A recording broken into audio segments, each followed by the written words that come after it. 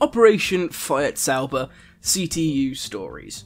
So this is the story of the hijacking of Lufthansa Flight 181, which occurred on the 13th of October 1977 in the air above Mallorca. The hijacking was carried out by 4 members of the Popular Front for the Liberation of Palestine, who called themselves Commando Martyr Halima. They took a total of 87 hostages, and the GSG9 rescued them 4 days later in Somalia after several country hopping sort of moments. So here's the story. At 11 AM on Thursday the 13th of October 1977, Lufthansa Flight 181 took off from Mallorca en route to Frankfurt with a total of 86 passengers and 5 crew. It was piloted by Jürgen Schumann with the co-pilot Jürgen Vieter. I apologise if I get these names horrendously wrong, you have to understand. I don't necessarily speak them. But yes, so they had Jürgen Schumann with the co-pilot Jürgen Vieter at the controls. About 30 minutes into the flight, as it passed over Marseille, the aircraft was hijacked by 4 militants. Their leader was a Palestinian named Zohair Youssef Akashi, again horrendous with names, who adopted the alias Captain Martyr Mahmoud. The other 3 hijackers were Suhaila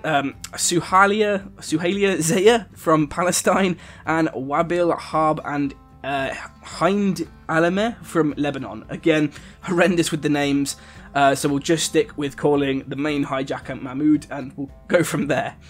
Now, the main hijacker, Mahmoud, burst into the cockpit with a loaded pistol in his hand and ordered Vita to join the passengers, leaving Schumann to take over the flight controls.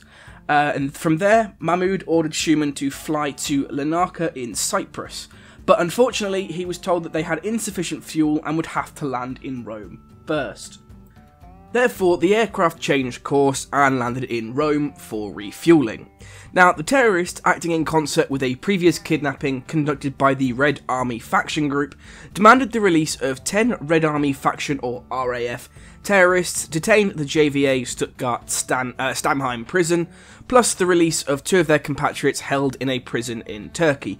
They also asked for the sum of $15 million for the release of the hostages that they held on the plane. Now, Germany contacted the Italian government and suggested that the plane's tyres should be shot out to actually prevent the aircraft from leaving the runway. However, the Italian government, after a short congress, decided that the most desirable solution for them was to simply get rid of the problem altogether. They had no interest in it, so the aircraft itself was refueled, which enabled Mahmoud to instruct Vieter, who had been allowed back into the cockpit while they were on the ground, to take off for Larnaca, Cyprus, at about 5:45 in the afternoon, without even having to obtain clearance from Rome Air Traffic Control. Now, once back in the air again, Lufthansa Flight 181 flew for Cyprus, and they landed in Larnaca at about 8:28 AM, and after about an hour of being on the ground, a local PLO representative, PLO being the Palestinian Liberation Organization, a representative arrived at the airport and tried to speak to Mahmoud over the radio and tried to persuade him to release the hostages.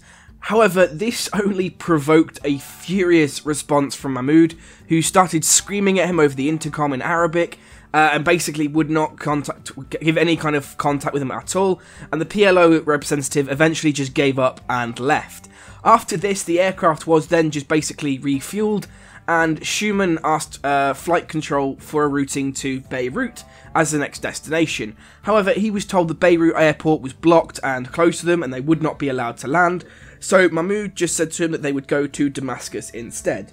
However, while in the air, they found out that they were also being denied permission to Damascus, Baghdad and Kuwait, which meant that they ended up heading for Bahrain instead. Now, they finally landed in Bahrain at about 1:52 the following morning, and the only reason they were allowed to land was due to having a lack of fuel to travel elsewhere. On arrival, the aircraft was immediately surrounded by armed troops, and Mahmoud radioed the tower that unless they were withdrawn, he would shoot the co-pilot. After a standoff with the tower, with Mahmoud setting a 5-minute deadline and essentially holding a pistol to Vieter's head, the troops were subsequently withdrawn, and the aircraft was then refueled and they took off for Dubai. Now, the plane arrived in Dubai on the 14th of October and asked for a resupply of water, food, meds, having all their waste stuff removed, and basically the idea was just to simply, you know, try and make the situation a little bit better for the hostages and also resupply everything they could possibly need. During this time, Captain Jürgen Schumann was able to communicate with the tower the number of hijackers on board, as well as specifying that they were 2 men and 2 women. So now the information that the government had, at least the German government had, was they knew how many terrorists were aboard and what type of people they were looking for if they chose to storm the plane. During this time, permission was also granted to the GSG9 commandos to storm the aircraft. However, the SAS and GSG9 senior operatives who were there insisted that there should be additional combat exercises and dry runs conducted on an adjacent airstrip to practice for their main breach. There are reports that suggest up to 45 hours of supplementary training was conducted while the plane was still in Dubai, and this was taken over a period of about 80 hours. So you can see how much training and preparation they put in just to storm this one plane. However, the plan to storm the plane was slightly scuppered when the plane was refueled and departed for Dubai, heading for Aden in South Yemen. They reached Aden and they were yet again denied landing permission, as most of the countries had done. However, the plane was running low on fuel and the pilots conducted an emergency landing anyway. So the Aden authorities told the hijackers that they would have to leave. They didn't even, like, you know, try and stop them or anything. They just said, you're going to have to go. But the 2 pilots were skeptical of the conditions after the emergency landing on sandy ground. They were worried that the plane might have suffered some damage, and so they weren't sure whether or not they'd be able to take off. Consequently, Mahmoud gave Schumann permission to leave the aircraft in order to check the conditions of the landing gear following the rough landing and to make sure the engines were okay. However, Schumann didn't immediately return to the plane after the inspection, even after numerous attempts to recall him, or even a threat to blow up the aircraft on the ground. Now, the reason for this absence is still unknown. Nobody's quite sure as to why he didn't go back to the plane straight away. Some people suggest he was passing on information, others say he was simply too scared to go back and was considering his options. However, after the threat to blow up the plane, Schumann did eventually return to the aircraft to face the wrath of Mahmoud. Basically, the result was he was forced to kneel on the floor in the passenger cabin and was then shot in the head without even being given a chance to explain why he hadn't come immediately back. After this, the plane was immediately refueled at about 6 AM on the 17th of October, and co-pilot Jürgen Vita managed to coax the aircraft into the air in a very slow and laborious takeoff, and they managed to set course for Somalia, Somalia's capital, Mogadishu. So, around 6:22 AM local time for Mogadishu, the land ship Lufthansa 181 made an unannounced and perfect landing at the airport in Mogadishu. Now, the leader, Mahmoud, told Vieta that he had performed a superhuman accomplishment and that consequently he was free to leave the aircraft should he wish to, as they were no longer planning to fly anywhere else. However, Vieta opted to remain with the onboard passengers and crew to try and make sure, you know, that everything remained as calm as possible and to try and look after the hostages. After the landing, Schumann's body was thrown onto the tarmac and an ultimatum was set for the Red Army faction prisoners to be released by 4 PM local time or the aircraft would be blown up. After they made these demands, they poured the duty-free spirits over the hostages in preparation for the destruction of the aircraft. The hijackers were told by the West German government that they had their demands met and that the release of the RAF prisoners would be occurring, but that the transfer to Mogadishu would take several more hours, so they agreed to extend the deadline to 2:30 the next morning, and basically this was all a big ruse, and the idea here was that simply they were just trying to extend the deadline as much as possible. Now, while these negotiations were going on, the German government negotiated with the Somali government to allow 30 GSG9 commandos to land and storm the plane. Agreement was reached and permission was given to land at Mogadishu. So the GSG9 aircraft landed at 8 PM local time with all the lights out to avoid detection by the hijackers. After about 4 hours to unload all of their equipment and to undertake the necessary reconnaissance, Operation Feuerzauber was given the go and scheduled to begin at 2 AM local time. Their plan was to approach from the rear of the aircraft in its blind spot in 6 teams using black painted aluminium ladders to gain access to the aircraft through the escape hatches under the fuselage and via the doors over the wings. In the meantime, a fictitious progress report of the journey being taken by the released RAF prisoners was being given and fed to Mahmoud by the German representative in the airport tower, just basically to try and keep them attention elsewhere, keep them thinking everything was going okay. And just after 2 AM, Mahmoud was told that the plane carrying the prisoners had just departed from Cairo airport after refueling, and he was asked to provide conditions of the prisoners and hostages exchange over the radio. So they basically, again, they were making him think, oh, the hostages will be released, so obviously they've met our demands and all this sort of stuff. Now, several minutes before the rescue actually began, Somali soldiers lit a fire 65 yards in front of the jet, which is also why the operation was called Feuerzauber. Essentially that means magic fire, and as the name suggests, the idea was it was used as a diversionary tactic, which managed to prompt Mahmoud and 2 of the other hijackers to rush into the cockpit to observe what was going on and essentially isolate them away from the hostages, so they were just in the cabin.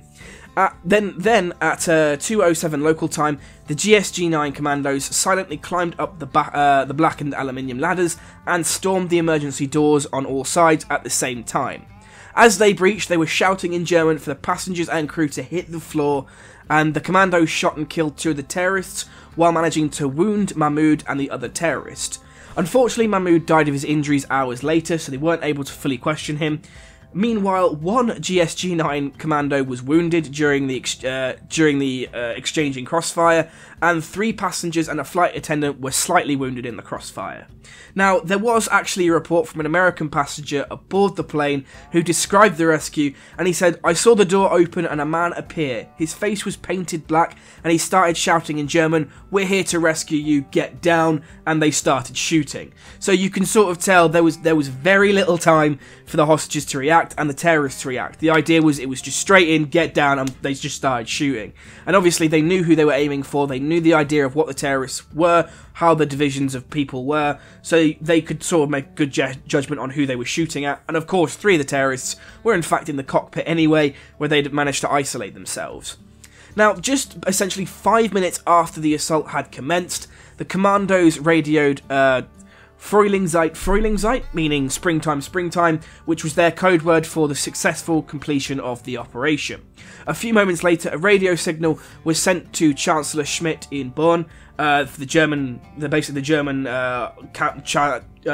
government member who was overseeing all of this, and he was told 4 opponents down, hostages free, 4 hostages slightly wounded, 1 commando slightly wounded. And then after this, the rescuers escorted all 86 passengers to safety, and a few hours later they were all flown to Cologne airport, where they landed in the early afternoon on Tuesday 18th of October, and they were essentially given a hero's welcome.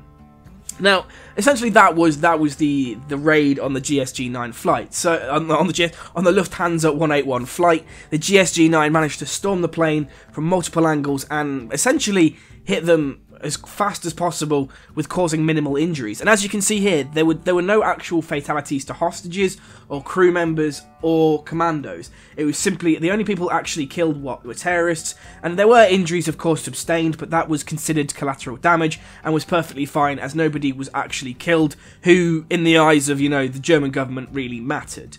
After the Landshut crisis itself, the German government actually left a statement that said it would never again negotiate with terrorists, as there had been previous plane hijackings where they had, but after this sort of display of their power and how they could take on a plane, they officially stated that they would never again negotiate with any kind of terrorist organisation trying to, abuse their goodwill towards trying to get hostages off of a plane. And that is the story of Operation Feuerzauber. So I hope you guys enjoyed this CTU story. Obviously these do take a bit more time for me to put out because they take a lot of research, evidence finding, information finding. I try and make them as detailed as possible, but I hope you guys enjoyed it nonetheless. If you have any CTU stories that you'd like me to cover, feel free to let me know in the comments below. Tell me what kind of, which operator group it is that did it, what they did, where it happened, so I can sort of try and get the information. Or, feel free to actually just email me the entire information so that I can do one of these CTU stories with a little bit less research. But like I said, guys, I hope you enjoyed. Obviously, if you did, feel free to hit that like button. If you didn't enjoy, the dislike button is just there. I will leave a poll card above, which will link to the previous CTU story. But other than that, guys, thanks for watching, and I'll see you in the next one.